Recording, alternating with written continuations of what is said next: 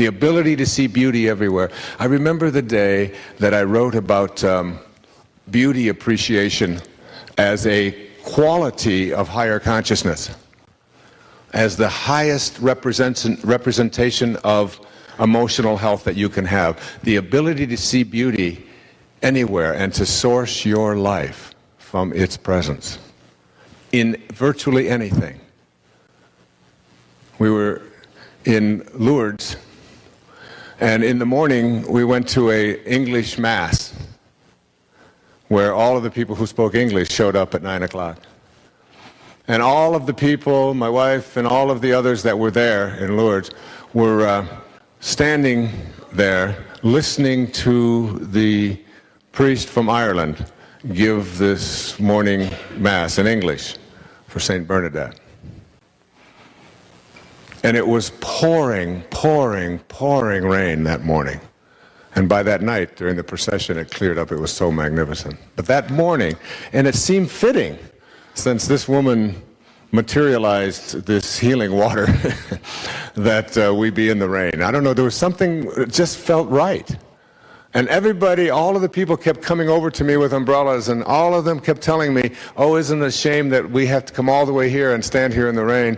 And I kept thinking, it's so magnificent. Just get away from me with your umbrella behavior. Enjoy the rain. And the day that I wrote about John Keats in Wisdom of the Ages, about beauty appreciation as one of the 60 qualities of self-actualization and how to apply it in your life, I read all about his life. He was called the greatest poet of the 19th century by the Britannica. Greatest poet of the 19th century, the greatest Victorian poet. And he wrote a poem called Ode on a Grecian Urn. And in that poem he says words to this effect: when death shall this generation waste, thou shalt remain amidst others' woe. This thou, this eternal thou. And he concludes that observation with these words: beauty is truth, and truth is beauty. That's all you need to know on earth, and all there is to know. Do you know that John Keats died at the age of 25? 25? Imagine what passion he must have felt in his heart. Imagine how important it must have been for him to be detached from other people's thoughts about what he should be doing with his life. And he would sit down and write over 4,000 beautiful poems. And pass away at the age of 25, and his brother passed away at 22 or 23. Independence of the good opinion of others, detachment from outcome, appreciation of beauty, living with passion. That's emotional intelligence. It's 100,000 cycles per second.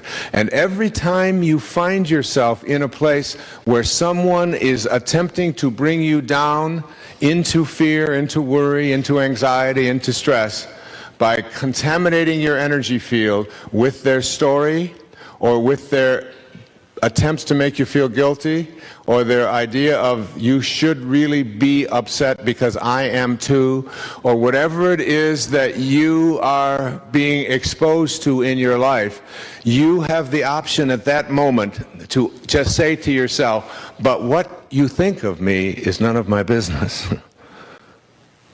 And I have to be in a place where I can emotionally stay strong regardless of whether or not anyone out there thinks that I should be reacting in a different way. That's 100,000 cycles per second.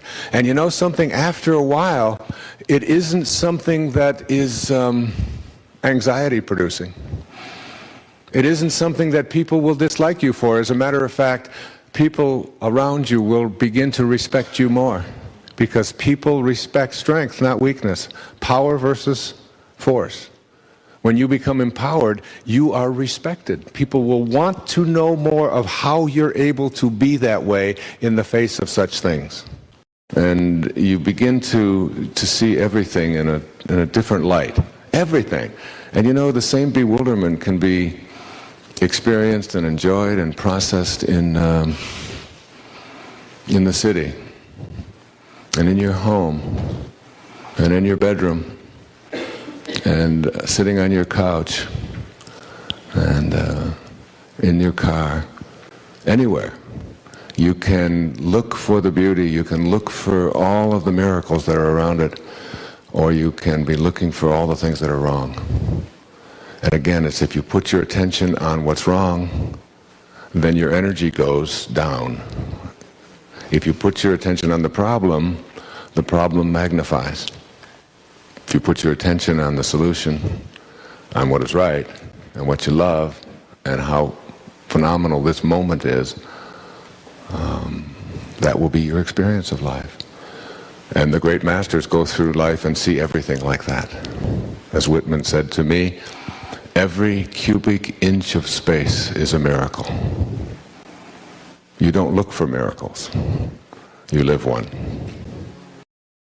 Here are some exercises to initiate becoming and being peaceful. Want the peace you desire for yourself even more for others. Practice giving away peace wherever you go by imagining that only thoughts of peace are in the container within you. Offer these energies wherever possible. Become a peacemaker with your fellow workers, your family members, and especially those with whom you're in a love relationship. Leave your ego outside where it can't extinguish your candle flame. Then offer someone with whom you usually argue and make wrong a new thought from the light. You're making a good point there. I think I'll think about that. Or, thanks for giving me your opinion. I value what you have to say. These statements may at first shock the recipient, but you know that you're practicing becoming a being of peace by giving away what you want. And then, ask. Use the words of St. Francis to ask to become peace. Make me an instrument of thy peace. The act of asking, even if you don't feel an answer right away, will alter the balance toward becoming the peace that you desire. Once you've asked, you'll find that it is given more readily than you may have suspected. This is a process of suspending your ego and allowing the higher, more spiritually based energies to weigh in toward your becoming more balanced. Slow down. Take your time. Your work isn't terribly important. Your worldly duties aren't terribly important. Make your first and primary priority in your life being in balance with the source of creation. Become thoughtful in your slowed down time and invite the divine to be known in your life. Being the peace you desire means becoming a more relaxed person whose balance point doesn't attract anxiety and stress symptoms. Make deliberate, conscious efforts to slow yourself down by relaxing your mind. Take a little more time to enjoy your life here on this planet. Be more contemplative by noticing the stars, the clouds, the rivers, the animals, the rainstorms, and all of the natural world. And then, extend the same slowed-down, loving energy to all people. Begin with your family. Take a few extra hours to romp with your children, to listen to their ideas, to read them a story. Go for a walk with your most cherished loved one and say how much you treasure him or her in your life. Extend this slowed-down perspective outward at work, in your community, and even to strangers. Make a deliberate effort to give someone your place in line rather than hurrying to be first. Become conscious of your efforts to become the peace you desire and to live in balance, even while you're driving. As you slow your thoughts down and decide to enjoy your life more, bring your car to a stop at a yellow caution light rather than speeding on through. Consciously drive at a relaxed pace rather than in a frenzy to get somewhere 2 minutes sooner. Let other people into the stream of traffic by being courteous rather than right. These are all ways to begin the process of realignment. Become conscious of your desire to be at peace, and then match your present moment thoughts to that desire. You'll become more compassionate without trying to be, simply because you've aligned your inner world with your desire to be in balance. You'll find that your body will feel more in balance as you pursue this glorious quest, as it will experience fewer symptoms of stress. Your body weight will adjust to the optimal level as you return to a state of perfect equilibrium. Your skin will reflect the balance and peace that you're becoming. Your digestion will return to normal without the aid of pills. Your sleep patterns will adjust. Your bowels will function perfectly as they were designed to. In short, you will be in perfect balance. You will not only be in balance, but irony of ironies, you'll become more productive. You'll have more abundance flowing in your life while being peaceful for the first time since you were a child. Take the advice of my teacher, Nisargadatta Maharaj. Just be. Give it a try. And I promise you'll be peacefully surprised. I had a woman from Holland who came over to see me, whose husband had left her after 25 years. She had 4 children, and she just had been on the verge of suicide. And she was losing weight, and she was depressed, and she was taking all kinds of drugs for it, and she was getting sicker and sicker because she just couldn't get over it.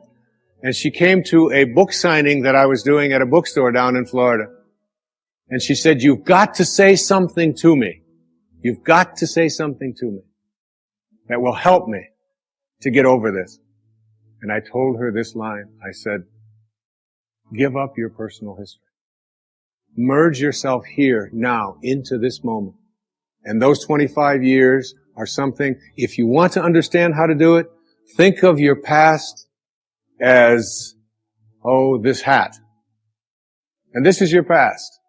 Now you can't just set this thing down over here and walk away from it and give up your personal history, because you'll always have it there to look back at. What you do is you pick up your past and you embrace it.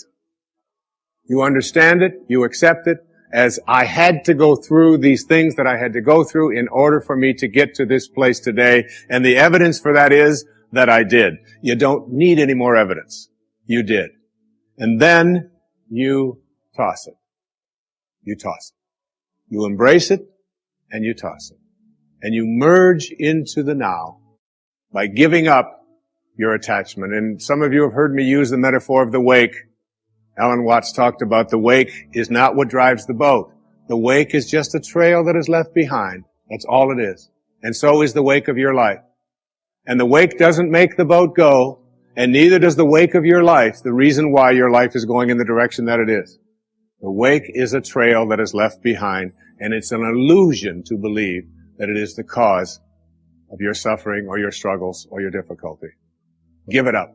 Let it go. Embrace it, understand it, get help doing that if you must, and then move into the now. Wisdom is avoiding all thoughts which weaken you. You know, every thought has an energy, just like everything else in the universe. And if you have a thought of shame, it will weaken your muscles. And what is your heart but a muscle? If you raise a child to believe in shame and feel ashamed of themselves, every time they think that shameful thought, they will be weakened. And if you have a thought of fear, and if you have a thought of stress, and you have a thought of anguish and anxiety, all of these thoughts and many more are the thoughts that will always weaken you. When you are having a thought that you know is disempowering you, shift it. Shift it to one that is empowering rather than disempowering. And the thoughts that empower are thoughts of neutrality and willingness and love, and ultimately thoughts of divinity. And when you see a troubled person who is out there struggling at the highest level of unity consciousness or God consciousness, or spiritual consciousness, you recognize yourself in all that you see. There, but for the grace of God, go I. And I am connected to that person. Changing your thoughts. I appeared on the Tonight Show many years ago, several times, quite a few times.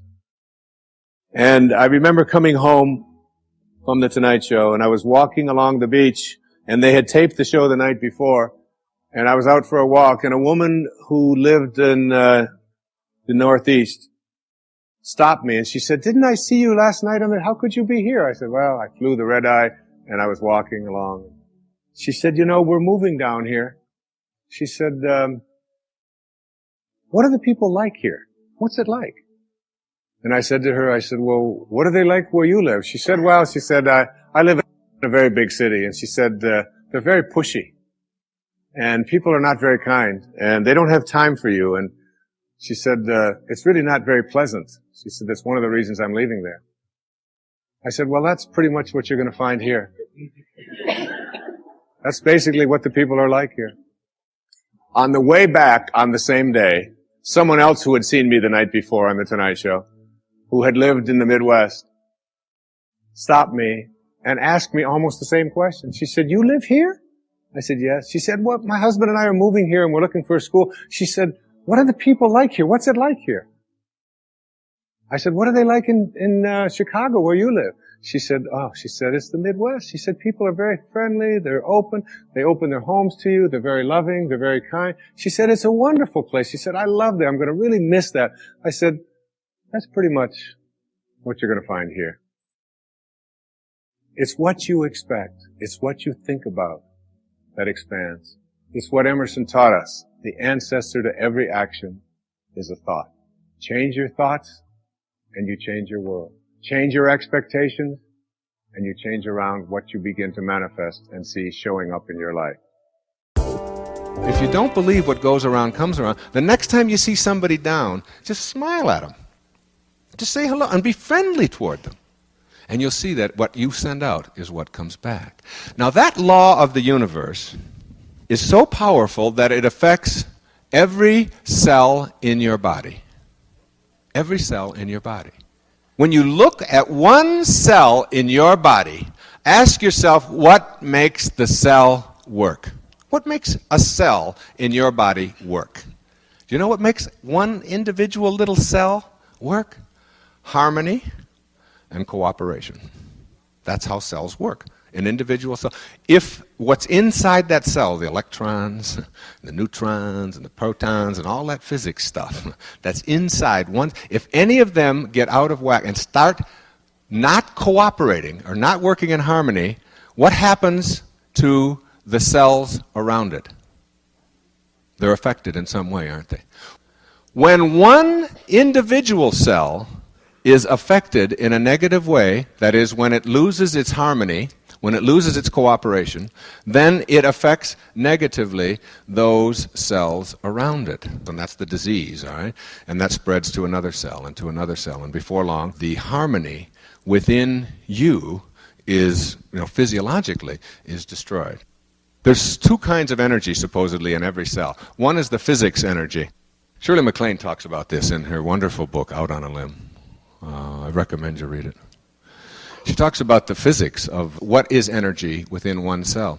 And then that there's another kind of energy within a cell that scientists and physicists and chemists, none of us can figure out what it is, but it is what makes the whole thing work. They just call it the source. And that source, the nearest they can get to is love, or cooperation, or harmony, what we call love, which is just love. It's just cooperating and being in harmony with. All right? That's what love is. And that is what makes every single cell work. And when one doesn't work right, it affects the other cells. Now, for a minute, just for a minute, think of yourself as a cell, just as one big cell, okay? Now, one of us as a cell goes out of whack, goes amok, doesn't work right in some way. Does it affect those around us? One cell gone wrong can affect all the other cells around us. It's just a growth process, seeing bigger and bigger cells. But when you think about the entire size of our universe, which is endless, which we can't even begin to comprehend what endless means, and uncaused causes and so on, then you are as big as one of those tiny little cells inside of you. And if you go amok in some way, then you affect those around you. And if our planet, which is just another cell in billions and billions and billions of other cells, if our whole planet goes amok, that is, if we store up enough weapons and we do enough killing and we have enough hate, and as a people we do that, then we will not only affect everything down to that tiny little cell, but all the cells in our planet, in our universe, and it will go on forever. See, I have taken to sending out ICUS, a copy of my parable. I send these books out to all influential people in the world in every field. Just the last 2 weeks, I think our mailing lists have totaled over 4,000 at my own expense, just signing them and sending them out to all the government leaders, all the medical leaders, all education leaders, all people in celebrities, data, all people associated with different religions and so on. I'm just sending them out. All right? Now, many times when you send things out in the mail to a large mailing list, you get some back. Karma. Understanding how our universe works. In every single obstacle that you run into in your life, there's an opportunity. Every obstacle you have is a hidden opportunity. And seeing it, rather than as something to complain about or call your lawyer about or get upset about or anything in between, you see There is an opportunity in every setback you have in life, including everything you're suffering from right now. Everything, whatever it may be. There's an opportunity in it. Look for the opportunity. Look for the fulfillment, the potential for finding out what you're made out of, rather than for finding out how well you can say, see, I told you things weren't going to work out for me. So in sending out these books, I'll get 100 back. You send out 4,000, you get 100 back. That's a good day. Okay? Only 100 came back. Now, most people who send things out free and get some back say, well, this isn't working, I'm getting these back, I get 100 back and all that. To me, it's like, how can I find that person? That's a test. To me, that's a test from the universe to say, what are you made of? You're just going to give up and not find that person? Or are you going to go look for that person? Because that's to find out what you're made out of. And that's what I do with all of that, and have always done. And somehow just knew to do that. When it's somebody says no, it's how can I figure out a way to go around that no? Rather than I think that they're right, I'll just give up. It's always how can I get around that? The way to get to this place of inner peace and consequently to experience higher awareness is to shut down the internal frenzy. The Chinese sage Seng Chan Tsen gave us the following piece of wisdom. Stop talking, stop thinking, and there is nothing you will not understand. Return to the root and you will find meaning. Look inward, and in a flash you will conquer the apparent and the void. He is counseling us to simply stop talking and stop thinking. This is the third key to the sense of peacefulness that is a part of the way of the sacred quest. I want to make it clear that peace is not the absence of conflict. Peace is the experience of the presence of God. As you learn to shut down your inner dialogue and become more peaceful, you will begin to know the presence of God in your life. That presence will be felt in both your body and your inner world. Beliefs are removed. Belief is replaced with knowing. At different times in my past, both alcohol and other substances were a part of my own life path. Through meditation, I was able to leave alcohol behind, and I have never touched it since. But with other substances, I believed I could use them when I chose to for an energizing effect beyond anything I had ever experienced. I was able to use them, enjoy increased energy, and leave them alone for long periods of time. But a time came when I knew I was making foolish and non-spiritual choices connected with seeking out these insidious substances. My personal challenge became to rid myself of these insidious habits. I tried reading my way out of it, but I went back. I tried acupuncture, discussions with experts, and herbal cures, but I went back. I was determined that I would no longer play around with any substance, but I went back. Then I had what I call a holy instant, which was for me a divine experience. At 4:05 a.m. on a January morning, I was meditating. In the still quiet of that meditation, the thought of never again using a substance became real. It was my first absolutely direct experience of God. My entire inner screen of awareness became a bright luminescence as I heard a voice say, "You've tried everything else. Why not try me?" I have never in my life known such peace and certainty that God was with me and around me. I felt overwhelmed by the bliss I experienced. I listened to that voice, felt the presence of God, and have not since experienced the slightest desire to go back to any substance. I have debated with myself about putting this very personal story on this tape. That is, my ego self debated with my higher self. But I knew my experience with chemical substances involved helping others to look within, instead of outside of themselves, for both the excitement and the peace their higher self has for them. If, in my telling this story, one person who experiments with any substance and knows that it is out of control decides to shut down the inner turmoil and seek the help of their loving presence, then it will have been worth it. You needn't have the challenge of getting off drugs to find value applying this third key to higher awareness. It works the same way for every experience you are ready to transcend. Getting to silence and then having God be your personal knowing presence. Getting to silence requires conscious effort on your part. When going within, use the metaphor of the pebble dropping through the various levels of your mind. While the pebble drops, be the witness. Observe compassionately all your chatter and thoughts as you descend to the unified field. When you notice your mind overly crowded with thoughts, practice not focusing on anything just for a few moments. Tell yourself, "My mind is full of the disturbance of chatter and thoughts. I'm going to try to spend 5 minutes without any thoughts bombarding me. I'll dismiss every thought just for a few moments." Use your breath as a means to keep your mind from chattering away ceaselessly. You can do this by focusing your compassionate witness on your breathing. Breathe in deeply, excluding any thoughts as you concentrate on the in-breath. Then exhale slowly and fully with the same concentration. When thoughts appear, as they will, know that they are signaling you to return to mindfulness of your breathing in and out. Your heartbeat can also be used as a focal point for the witness. Return to the steady, rhythmic beat of your heart when you notice thoughts intruding.